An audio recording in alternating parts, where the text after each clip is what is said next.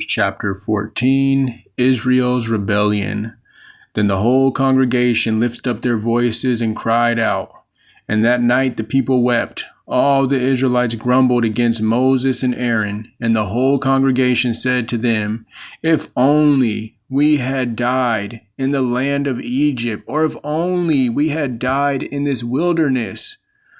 Why is the Lord bringing us into this land to fall by the sword? Our wives and children will become plunder. Would it not be better for us to go back to Egypt?" So they said to one another, "Let us appoint a leader and return to Egypt."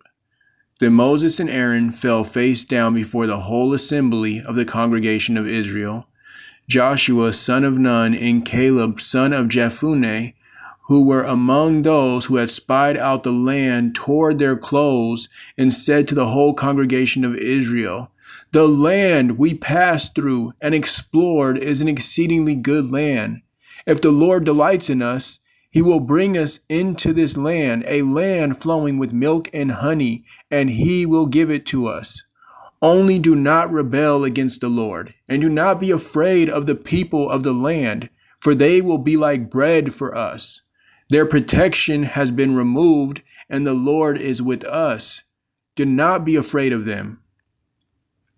But the whole congregation threatened to stone Joshua and Caleb. Then the glory of the Lord appeared to all the Israelites at the tent of meeting. And the Lord said to Moses, "How long will this people treat me with contempt? How long will they refuse to believe in me, despite all the signs I have performed among them? I will strike them with the plague and destroy them, and I will make you into a nation greater and mightier than they are." Moses intercedes for Israel, but Moses said to the Lord, "The Egyptians will hear of it, for by your strength you brought this people from among them, and they will tell it to the inhabitants of the land. They have already heard that you, O Lord, are in the midst of this people, that you, O Lord, have been seen face to face, that your cloud stands over them, and that you go before them in a pillar of cloud by day and a pillar of fire by night. If you kill this people as one man, the nations who have heard of your fame will say, 'Because the Lord was unable to bring this people into the land he swore to give them, he has slaughtered them in the wilderness.' So now I pray, may the power of my Lord be magnified, just as you have declared. The Lord is slow to anger and abounding in loving devotion, forgiving iniquity and transgression. Yet he will by no means leave the guilty unpunished.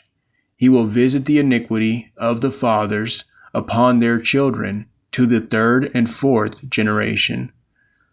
Pardon, I pray, the iniquity of this people, in keeping with the greatness of your loving devotion, just as you have forgiven them ever since they left Egypt." God's forgiveness and judgment. "I have pardoned them as you requested," the Lord replied. "Yet as surely as I live and as surely as the whole earth is filled with the glory of the Lord, not one of the men who have seen my glory and the signs I performed in Egypt and in the wilderness, yet have tested me and disobeyed me these 10 times, not one will ever see the land that I swore to give their fathers. None of those who have treated me with contempt will see it. But because my servant Caleb has a different spirit and has followed me wholeheartedly, I will bring him into the land he has entered, and his descendants will inherit it. Now, since the Amalekites and Canaanites are living in the valleys, turn back tomorrow and head for the wilderness along the route to the Red Sea." Then the Lord said to Moses and Aaron, "How long will this wicked congregation grumble against me? I have heard the complaints that the Israelites are making against me. So tell them, as surely as I live, declares the Lord, I will do to you exactly as I heard you say. Your bodies will fall in this wilderness, all who were numbered in the census, everyone 20 years of age or older, because you have grumbled against me. Surely none of you will enter the land in which I swore to settle you, except Caleb, son of Jephunneh, and Joshua, son of Nun. But I will bring your children, whom you said will become plunder, into the land you have rejected, and they will enjoy it. As for you, however, your bodies will fall in this wilderness. Your children will be shepherds in the wilderness for 40 years, and they will suffer for your unfaithfulness until the last of your bodies lies in the wilderness.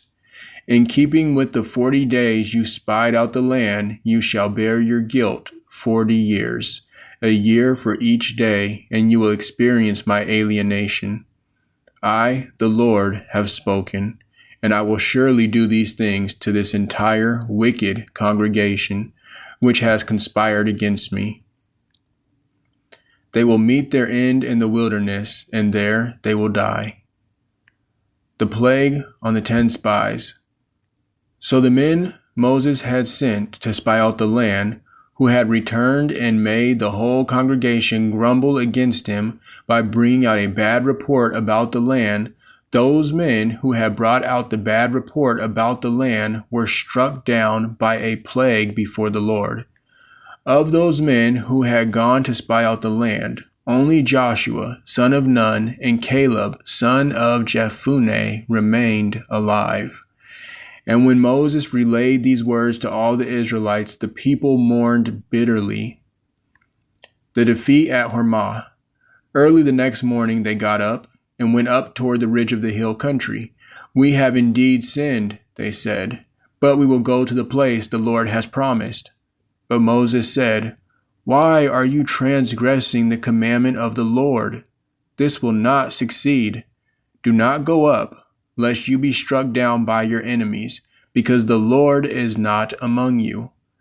For there the Amalekites and Canaanites will face you, and you will fall by the sword. Because you have turned away from the Lord, he will not be with you. But they dared to go up to the ridge of the hill country, though neither Moses nor the ark of the covenant of the Lord moved from the camp. Then the Amalekites and Canaanites who lived in that part of the hill country came down and attacked them and routed them all the way to Hormah.